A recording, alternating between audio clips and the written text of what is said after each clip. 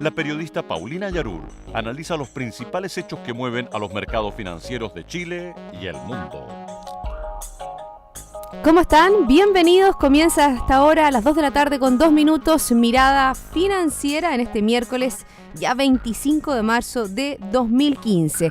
Hoy vamos a hacer un programa especial, vamos a hablar sobre un tema inextenso, pero antes, lo que ustedes están esperando a esta hora. Vamos a hablar sobre la reforma tributaria, pero antes les voy a comentar qué está pasando con los mercados y nos vamos a Asia. El Nikkei avanzó en el día de hoy un 0,17%, el Hang Seng también arriba un 0,53%, Shanghái desciende un 0,82%. Nos vamos a Europa con resultados mixtos. Tenemos el FTSE 100 menos 0,24%, el CAC 40 de París más abajo aún, un 1,16%, el DAX alemán abajo un 0,95% y el IBEX 35 de España también desciende un 0,80%. La misma tónica se ve a esta hora en la plaza estadounidense. El Dow Jones baja un 1,12%, el Standard & Poor's también desciende un 0,87% y Nasdaq más aún un 1,65%. En Santiago tenemos, mientras el IPSA crece, pero de una manera muy casi plana, un 0,83%, un 0,03%, el IPSA desciende un 0,08%. El IJPA aumenta, el IPSA desciende.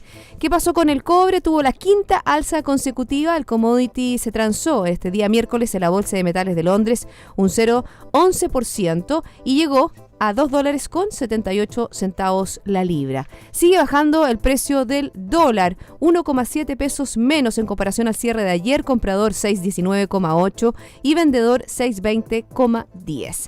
Hoy día no vamos a hablar sobre las principales informaciones a nivel global, pero sí por una información que preocupa en forma transversal a toda la sociedad chilena.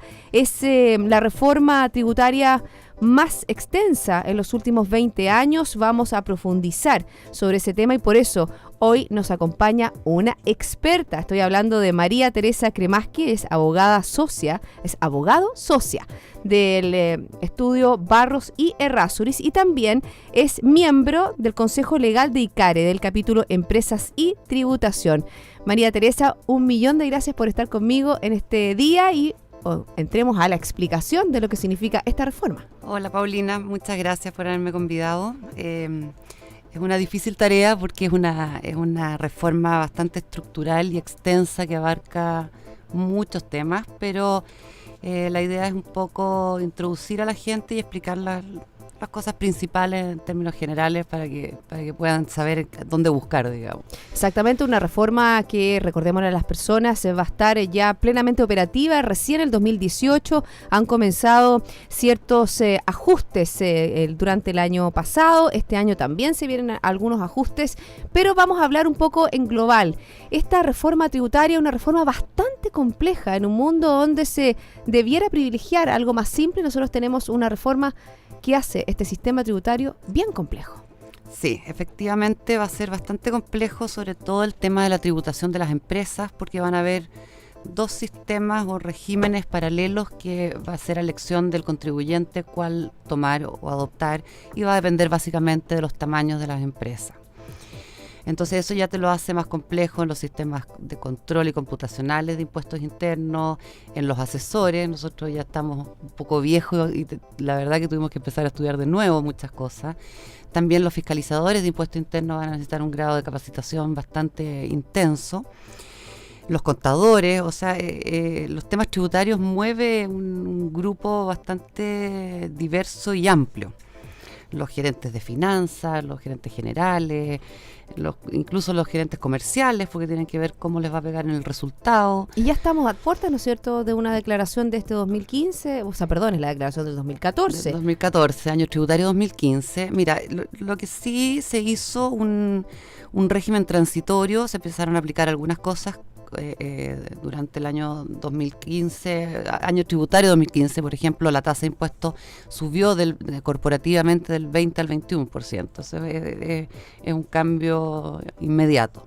después va a seguir subiendo hasta llegar al 27%, si es que la empresa tiene, ¿no es cierto?, un régimen no de renta presunta. De régimen de renta no atribuida, sino que el de semi-integrado. Exactamente, ahí si uno se confunde. No. ¿Viste? Además es un concepto nuevo esto de la renta distribuida, la verdad, que no existe en otras partes del mundo, así que no te sientas culpable.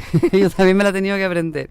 Sí, porque uno se confunde, pero es una renta atribuida, es una renta que se atribuye por suponiendo ciertos hechos, ¿o no? Exacto.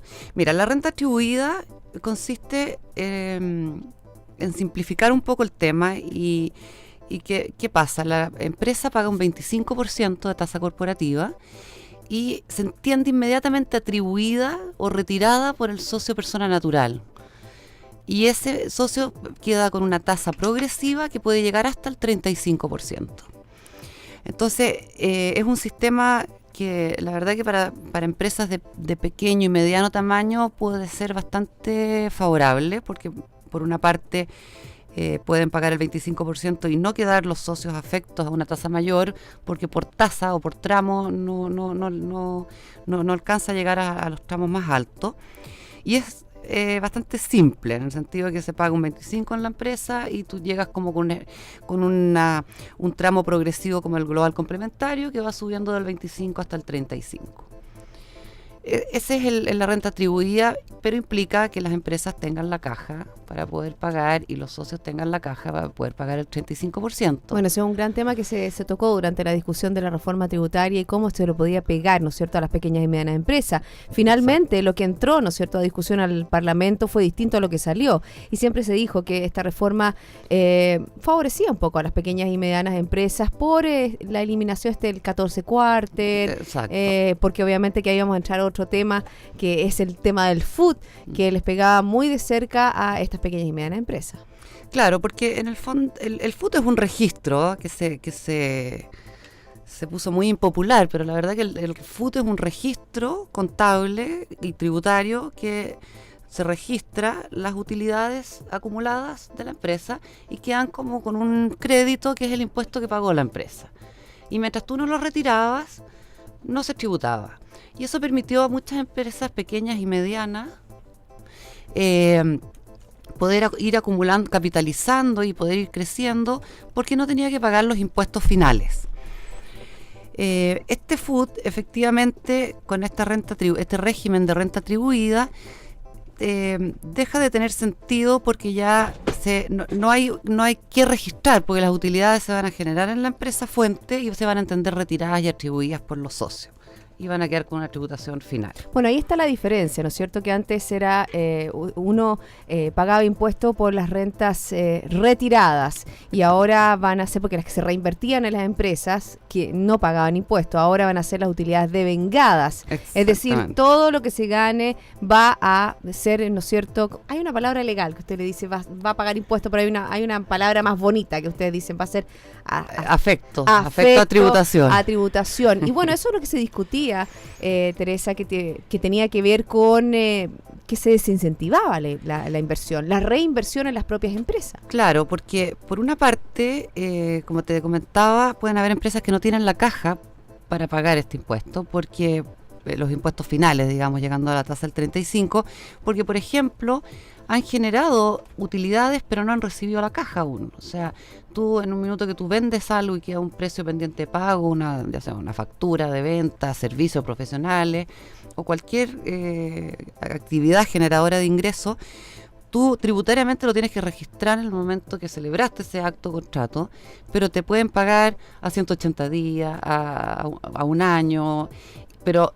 tributariamente ya hay un ingreso y queda afecto a tributación y la caja te puede llegar 1 o 2 años después, por ejemplo, poniendo un caso extremo. Entonces, había un tema complejo de la caja, de cómo pagar. ¿Y eso se ha solucionado? ¿Quedó mejor luego de la discusión que hubo esencialmente en el Senado? Se ajustó bastante, por lo menos se hizo un régimen optativo distinto.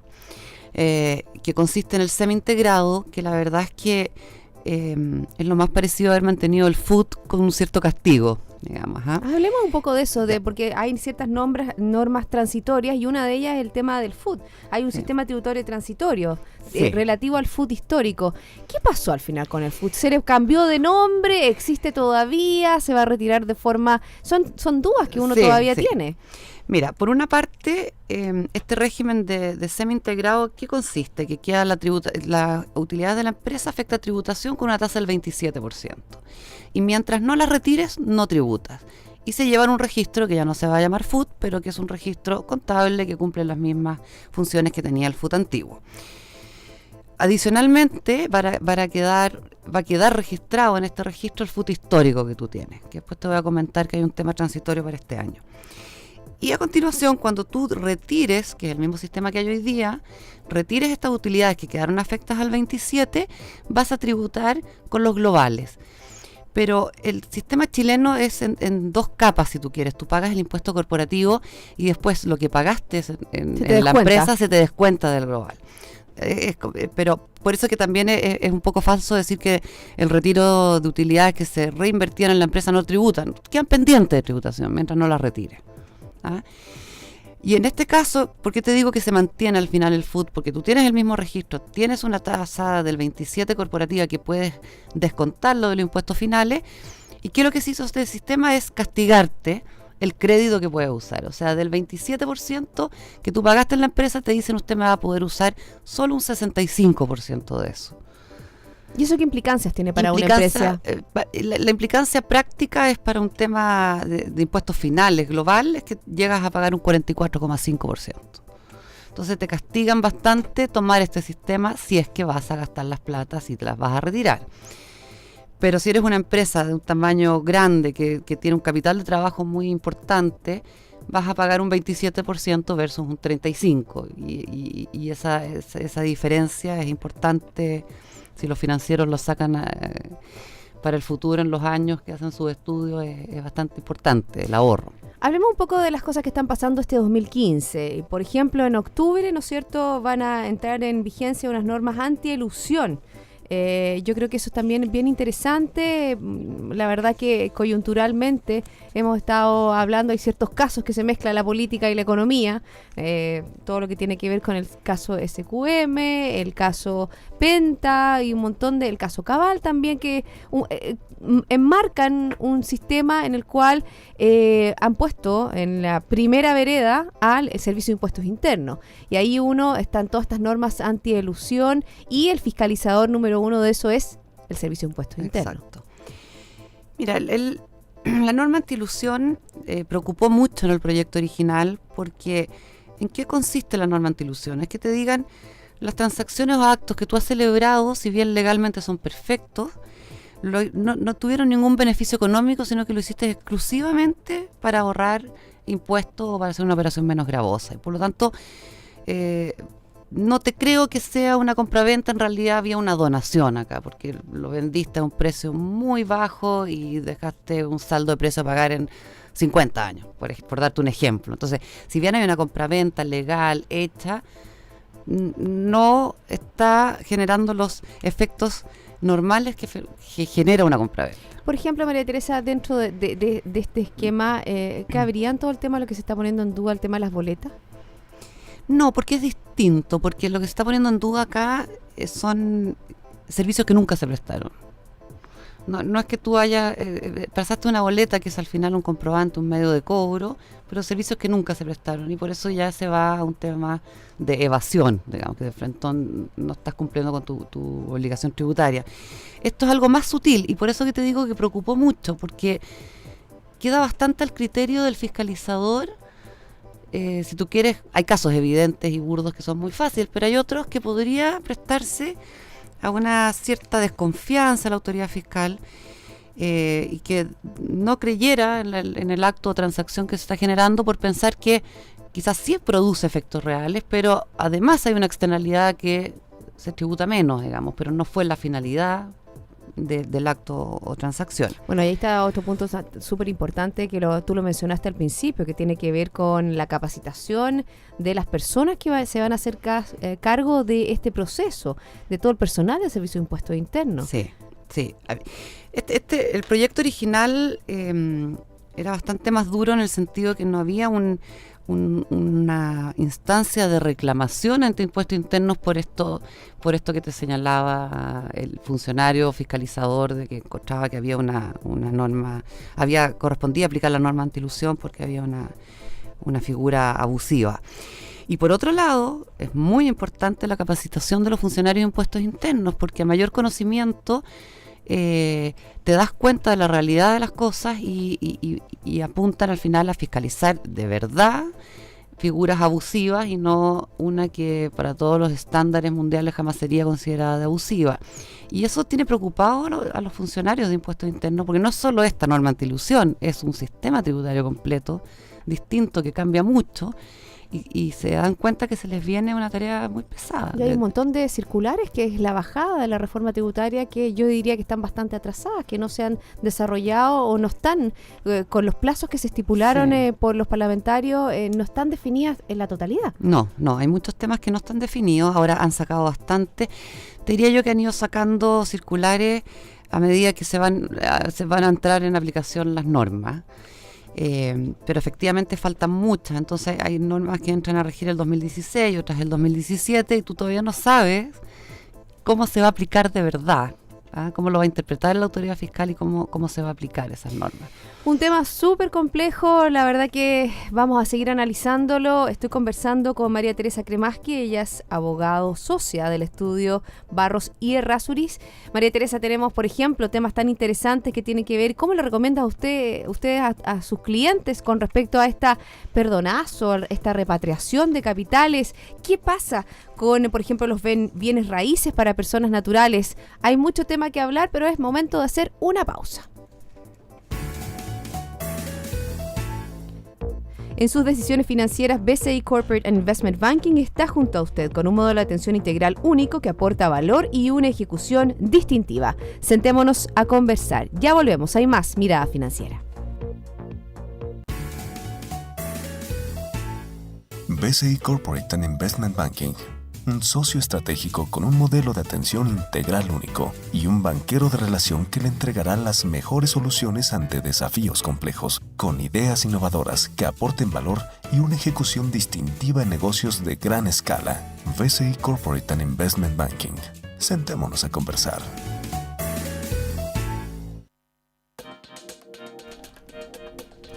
Ya son las 2:19, se ha pasado volando este programa, un programa especial en el cual estamos hablando de la reforma tributaria y por eso hemos invitado a una especialista, y es María Teresa Cremaschi, abogado socia del estudio Barros y Errázuriz y también miembro del Consejo Legal de ICARE, del capítulo Empresas y Tributación. Vamos a hablar ahora sobre el tema que dejamos delineado antes de la pausa, María Teresa, que tiene que ver con, vamos cortito, yo creo que nos va a tomar más tiempo el tema de este 8%, la repatriación de los capitales, pero hablemos un poco de los bienes raíces para personas naturales, algo que dijo que se discutió mucho y que en algún minuto se decía, ¿cómo que no pega la clase media la reforma tributaria? Porque obviamente que muchas veces esta segunda vivienda se tomaba como parte de una forma de ahorrar con recursos que están teniendo cada vez más los chilenos. Sí, Paulina, y reforzándote lo que tú dices, en Chile hay una idiosincrasia de confiar mucho en los bienes raíces. O sea, todo el mundo quiere tener su casa propia, invertir en cosas que sabes que van a estar, no van a desaparecer. Porque hay otras culturas americanas que hacen todo con leasing, te fijas, pero uno como que necesita tener ahorro y siente que es una forma bastante segura de ahorrar un bien raíz. Entonces, ¿qué pasó? Que hasta antes de la reforma, los bienes raíces que eran de personas naturales, su venta posterior no tributaba la ganancia de capital que tú pudieras generar en la venta de estos bienes raíces. Y se planteó que empezaran a tributar. Entonces, de alguna forma se produjo bastante polémica, porque por una parte la gente que toda su vida había ahorrado y que sentía que a los 70, 75 años, cuando ya los hijos se hubieran casado, vendían, hacían una ganancia de utilidad, una plusvalía que se había generado en 30 años y tenían su jubilación, digamos, era una tranquilidad para cuando estuvieran enfermos. Sobre todo ahora cuando la expectativa de vida ha crecido tanto, ¿no es cierto? Tanto, y que exacto. Las pensiones se hacen cada vez más delgadas. Bueno, y la verdad es que afectó y afectaba. Las reformas tributarias en general no se entienden mucho, pero cuando te afectan algo tan práctico como es tu casa, que sabes que si la vendes vas a tener que pagar impuestos, te das cuenta de lo que significa y te afecta. Entonces se mejoró. ¿Y en qué sentido? Por una parte, se señaló, los inmuebles que se hayan adquirido antes del año 2004 siguen manteniendo su régimen de exención y no pagan impuestos. Los adquiridos después del 2004 y antes del 1 de enero del 2014 te permiten subirle el costo tributario. De alguna forma te reconocen la plusvalía que has generado hasta esa fecha y te dicen toda esa plusvalía, lo que ha aumentado la propiedad, hasta esa fecha, que es el 1 de enero del 2014, no va a tributar. Porque de alguna forma te reconocen el derecho adquirido que tú, esa plusvalía, hasta antes del proyecto no tributaba. Pero lo que pase a partir de esa fecha ya empieza a tributar. Ya empieza a tributar. Pero además empieza a tributar con una tasa del 10% en carácter de único. Y además tienes una exención de hasta 8.000 UTM. Pero ¿y qué pasa con la segunda vivienda, María Teresa? no, se había hablado mucho, se despejó ese tema y tú puedes tener varias viviendas y la verdad es que tienes como una cuenta corriente de utilidad. Mientras tú generes hasta una utilidad de hasta 8.000 UF, no tributas. Y por sobre eso tributas, ya sea que te la gastaste en una vivienda, en dos, en lo que sea, te dejaron una exención de 8.000 UF.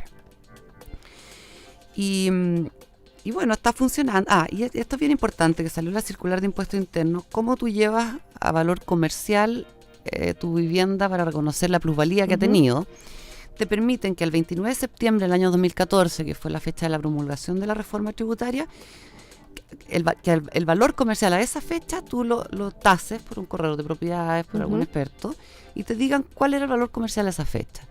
Y tú ya ahí con eso vas a hacer una declaración que vas a presentar al servicio, tiene que ser durante todo este año, hasta el 31 de diciembre, y lo presentas y ya te dejas un costo, es como que lo hubieras adquirido ese valor.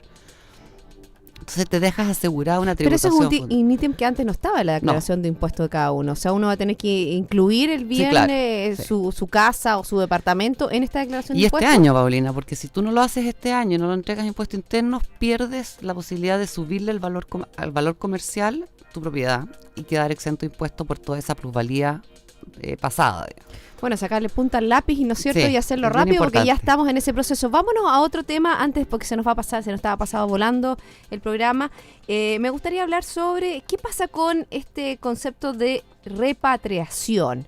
Repatriación de dineros, utilidades que existan fuera de nuestro territorio para venir a nuestro país. Hablemos, hay montos, hay cierta cantidad. ¿Quiénes están... ¿A quiénes les pega en el fondo este sistema? Mira, en este tema hay diversas situaciones de fondos en el exterior. La norma fue bastante exigente en materia de lavado de dinero. La Unidad de Análisis Financiero, la UAF chilena, puso bastantes restricciones, a mi juicio absolutamente necesarias, para que este sistema de repatriación o de amnistía, si tú quieres, fiscal o regularización, no se te metan capitales del narcotráfico, del tráfico de armas, porque es bien relevante. Y eso está bastante acotado, es importante saberlo, porque se discutió mucho si tú con esto abrías una ventana para que llegaran platas negras malavidas, digamos. ¿Y quiénes están en esta circunstancia? Hay diversas razones, gente que tributó sus platas en Chile y que por un tema de seguridad, de que sentían que la plata afuera estaba protegida, la sacaron y se fue ennegreciendo porque dejaron de tributar esas platas afuera. Hay otra gente que vivió afuera y cuando retornó a Chile no ingresó esas platas. Hay de todo. Hay herencias. Hay por herencias ejemplo, exactamente de personas que tenían fuera del país. que los padres o abuelos tenían cuentas afuera en una sociedad histórica hace 20, 30 años y quedaron y lo heredaron y en algún minuto no necesariamente van a pagar impuestos, sino que a veces te daba miedo tener que regularizar algo que ya venía histórico, que no sabías de dónde venía. Entonces fueron quedando estos capitales afuera. Bueno, y están dadas las circunstancias porque la verdad que hay mucho recelo, hay mucha inquietud. las personas, ¿qué le recomiendas tú, por ejemplo, a tus clientes? Porque estamos hablando que este es un perdonazo, que las platas se podrían no sé si es un perdonazo, pero que Es un tendrían... impuesto sustitutivo, que tú pagas una tasa del 8% por los capitales. Ya, y suena más Tributario. bonito, porque el Sí, perdonazo sí, suena sí. como feo. Sí. Y la verdad es que tiene alguna conexión con la reforma tributaria, porque hasta antes de la reforma, si tú tenías platas afuera, recursos dentro de una sociedad, mientras tú no los retirabas, no estabas obligado a pagar impuestos. Y por lo tanto, porque la gran mayoría de la gente tenía esos dineros. Y con la reforma, a partir del próximo año, tú estás obligado a pagar por todos estos ahorros financieros que tú tienes en el exterior, sin importar si los recibas o no. Entonces, de alguna forma, yo te diría que Hacienda dijo, bueno, si les vamos a cambiar las normas, las reglas del juego, normas que se aplican en varias partes del mundo, permitámosle esta ventana para que regularicen y de ahí hacia adelante empiecen a tributar por las rentabilidades de estos capitales. Y yo creo en el sistema, creo que es muy atractivo hacerlo, es un impuesto sustitutivo, quedas liberado de cualquier otra tributación, es decir, si en algún minuto no se pagó impuesto de herencia, no te van a poder cobrar herencia, y entras en el sistema y empiezas a tributar las platas en Chile, que es lo más sano. ¿Y alguna de las dudas, por ejemplo, se aplicará alguna renta presunta, por ejemplo, a futuro, a los dineros que blanqueados en el fondo, que no se traigan al país? Porque tú, en definitiva, no es que tengas que traer los dineros al país. No se van a traer los dineros. O sea, bueno, es optativo, pero en general la mayoría de los casos, por un tema también de riesgo, de diversificación de carteras, las tienen afuera por alguna razón también. Ya tienen otras inversiones en Chile. O sea, lo más probable es que los dineros queden afuera. Y ahí se aplican estas normas que yo te comentaba, Paulina, que se llaman tributación a las rentas pasivas en el extranjero, que es que hay algunas presunciones de renta cuando no puedes acreditarla, pero básicamente, si puedes acreditar estas rentas, tienes que tributar por la rentabilidad que te dio la cartera afuera, año a año. No por el monto total. El capital ya quedó limpio. Solo lo que empiezas a rentar, por lo que empiezas a ganar de aquí para adelante. Perfecto. Desde el 2016 para adelante. Yo lo encuentro un sistema que me da confianza y muy bueno, porque la verdad es que a nadie le gusta estar en incumplimiento. ¿Hay montos mínimos o máximos? Nada. ¿A partir de qué monto uno tiene que tributar? Si uno tiene una cuenta, por ejemplo, fuera del país que tiene unos pocos dólares, ¿tienes que tributar por eso también? ¿O declararlo? Hay un mínimo para lo que yo te comentaba de las rentabilidades futuras. A partir del 2016, tú, si tienes menos de ciertos montos, no vas a tener que hacerlo. Pero ahora, para la repatriación, no hay montos mínimos ni máximos. Y la verdad que para los montos bajos yo también lo sugiero hacer para que no tengan ninguna contingencia ni mal rato en el futuro. Un poco la tendencia mundial y lo que se ha hablado es que ya todo se va a conocer, todo se está conociendo, hay un traspaso de información que fluye de un lado a otro. Lo veíamos, por ejemplo, cuando sale el caso Sokimich, ¿no es cierto? Y se veían los ADR y las cuentas externas, ya hay abogados que están viendo qué sucedió con esas platas, pidiendo información. Es un poco la tendencia mundial de que ya no existe secreto bancario, de que ya la información va a fluir de un lado al otro. Sí, absolutamente. Los fiscos del mundo están conectados. Chile está celebrando y ya ha celebrado muchos intercambios de información, por lo tanto le llega automática la información de ciertos países. Y el mundo va para eso.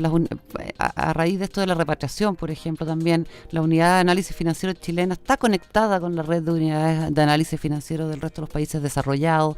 Entonces ya creer que te vas a poder esconder en el mundo es no ver la realidad. ¿Y la gente que está a cargo de esto te da confianza? De primera línea. Impuestos internos, sí. Gente profesional, con historia en impuestos internos, porque hay un muy equipo capacitado. especial, ¿no?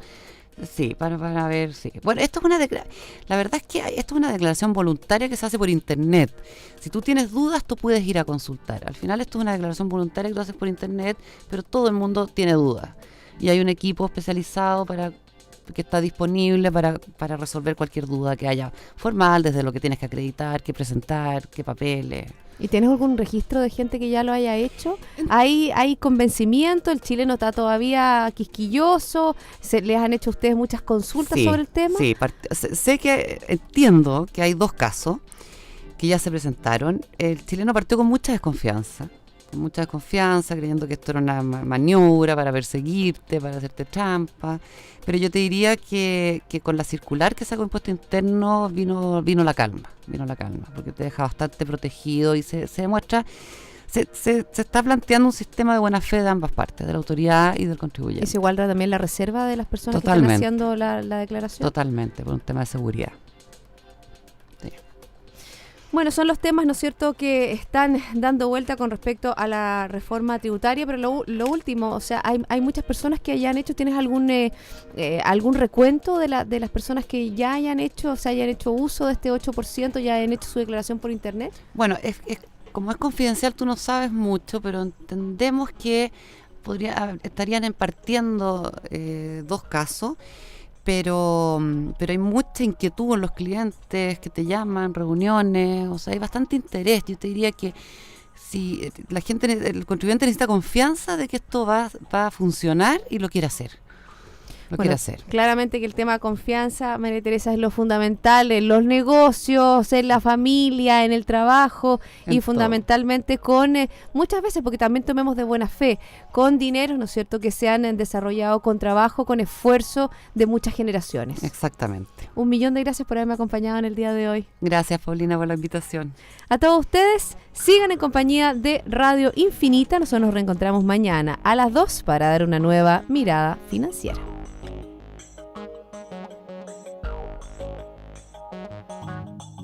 Radio Infinita, idioma universal, con el auspicio de BCI Corporate and Investment Banking, presentaron Mirada Financiera, el análisis de los principales hechos que mueven a los mercados financieros de Chile y el mundo.